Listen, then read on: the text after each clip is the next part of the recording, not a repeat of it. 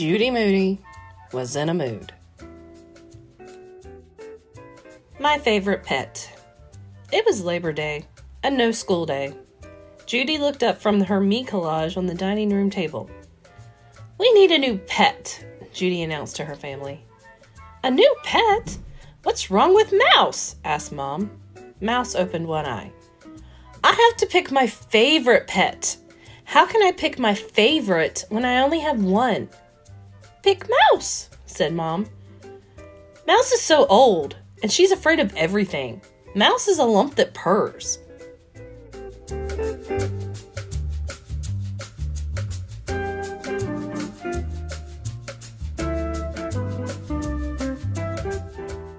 "You're not thinking of a dog, I hope," said Dad. Mouse jumped off the chair and stretched. "Mouse would definitely not like that," said Judy. "How about a goldfish?" asked Stink. Mouse rubbed up against Judy's leg. "Mouse would like that too much," Judy said. "I was thinking of a two-toed sloth." "Right," said Stink. "They're neat," said Judy. She showed Stink its picture in her rainforest magazine. "See? They hang upside down all day. They even sleep upside down."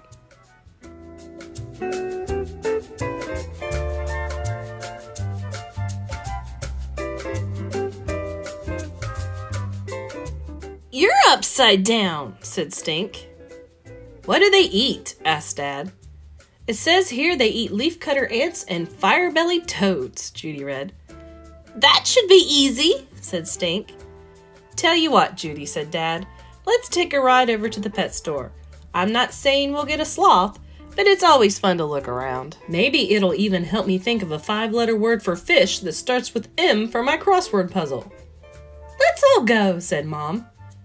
When they arrived at Fur and Fangs, Judy saw snakes and parrots, hermit crabs and guppies. She even saw a 5-letter fish word beginning with M, a black molly. "Do you have any two-toed sloths?" she asked the pet store lady. "Sorry, fresh out," said the lady. "How about a newt or a turtle?" asked Dad. "Did you see the hamsters?" asked Mom. "Never mind," said Judy. "There's nothing from the rainforest here." "Maybe they have a stink bug," Stink said. "One's enough," said Judy, narrowing her eyes at Stink. They picked out a squeaky toy mouse for Mouse. When they went to pay for it, Judy noticed a green plant with teeth sitting on the counter. "What's that?" she asked the pet store lady.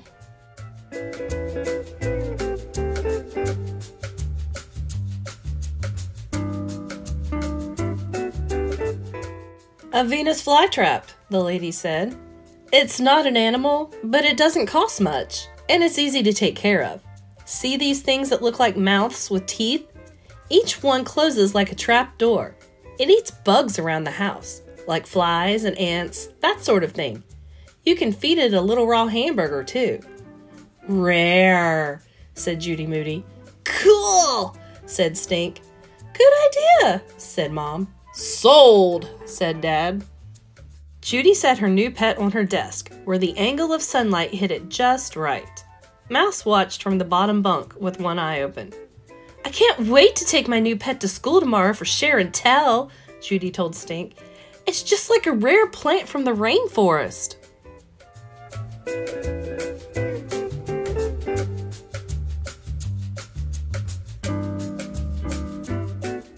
"It is?" Stink asked. "Sure," said Judy. "Just think, there could be a medicine hiding right here in these funny green teeth. When I'm a doctor, I'm going to study plants like this and discover cures for ucky diseases." "What are you going to name it?" asked Stink. "I don't know yet," said Judy. "You could call it Bughead, since it likes bugs." "Nah," said Judy.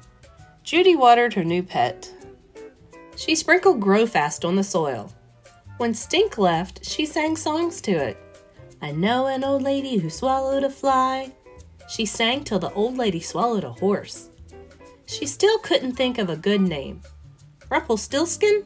Too long. Thing? Maybe. "Stink!" she called. "Go get me a fly." "How am I going to catch a fly?" asked Stink. 1 fly! I'll give you a dime. Stink ran down to the window behind the couch and brought back a fly. Gross! That fly is dead.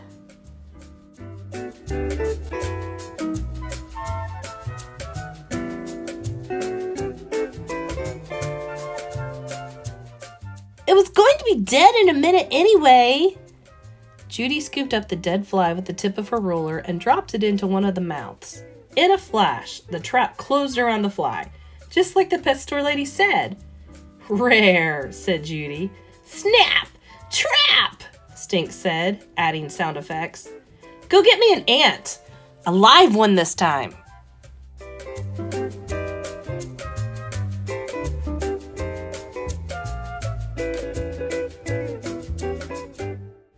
Here's one. A real beauty. Here, Auntie. No way. Snap. Trap. Erp. Stink wanted to see the Venus flytrap eat again, so he got his sister an ant. Snap! Trap! Said Judy and Stink when another trap closed. Double rare, Judy said. Stink, go catch me a spider or something. I'm tired of catching bugs, said Stink. Then go ask Mom or Dad if we have any raw hamburger. Stink frowned. Please, pretty please with bubblegum ice cream on top? Judy begged. Stink didn't budge. I'll let you feed it this time. Stink ran to the kitchen and came back with a hunk of raw hamburger. He plopped a big glob of hamburger into an open trap. That's way too much, Judy yelled. But it was too late. The mouth snapped trapped around it, hamburger oozing out of its teeth. In a blink, the whole arm drooped, collapsing in the dirt. You killed it! You're in trouble, Stink! Mom! Dad! Judy called. Judy showed her parents what happened. Stink killed my Venus flytrap. I didn't mean to, said Stink. The trap closed really fast. It's not dead. It's digesting, said Dad. The jaws will probably open by tomorrow morning, said Mom. Maybe it's just sleeping or something, said Stink. Or something, said Judy. My smelly pet. Tomorrow morning came. The jaws were still closed. Judy tried teasing it with a brand new ant. Here you go, she said in her best squeaky baby voice. You like ants, don't you? The jaws did not open 1 tiny centimeter. The plant did not move 1 trigger hair. Judy gave up. She carefully lodged the plant in the bottom of her backpack. She'd take it to school, stinky, smelly glob of hamburger and all. On the bus, Judy showed Rocky her new pet.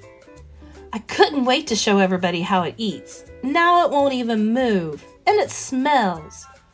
Open sesame, says Rocky, trying some magic words. Nothing happened. Maybe, said Rocky, the bus will bounce it open. Maybe, said Judy, but even the bouncing of the bus did not make her new pet open up. If this thing dies, I'm stuck with Mouse for my favorite pet, Judy said. Mr. Todd said first thing, Okay, class, take out your me collage folders. I'll pass around old magazines, and you can spend the next half hour cutting out pictures for your collages. You still have over 3 weeks, but I'd like to see how everybody's doing. Her me collage folder. Judy had been so busy with her new pet, she had forgotten to bring her folder to school. Judy Moody sneaked a peek at Frank Pearl's folder. He had cut out pictures of macaroni, favorite food, ants, favorite pet, and shoes. Shoes? Frank Pearl's best friend was a pair of shoes? Judy looked down at the open backpack under her desk. The jaws were still closed. Now her whole backpack was smelly.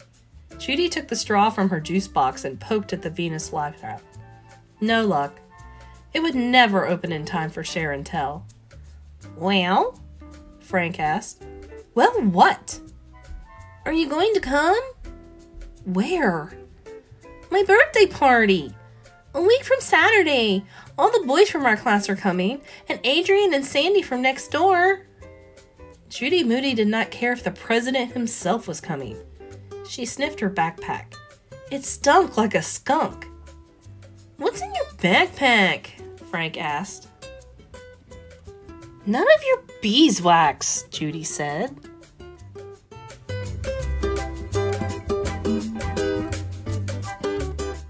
"It smells like dead tuna fish," Frank Pearl said.